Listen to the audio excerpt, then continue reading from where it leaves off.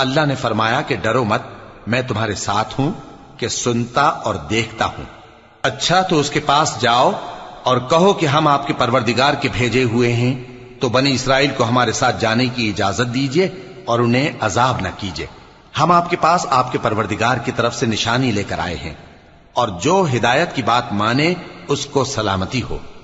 ہماری طرف یہ وحی آئی ہے کہ جو جھٹلائے اور منہ پھیرے اس کے لیے عذاب تیار ہے۔ غرض موسیٰ اور ہارون فرعون کے پاس گئے، اس نے کہا کہ موسیٰ تمہارا پروردگار کون ہے؟ کہا کہ ہمارا پروردگار وہ ہے جس نے ہر چیز کو اس کی شکل و صورت بخشی، پھر راہ دکھائی۔ کہا تو پہلی قوموں کا کیا حال ہوا؟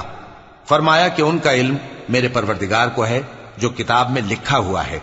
میرا پروردگار نہ چوکتا ہے نہ بھولتا ہے۔ وہ وہی تو ہے جس نے تم لوگوں کے لیے زمین کو فرش بنایا اور اس میں تمہارے لیے رستے بنا دیے اور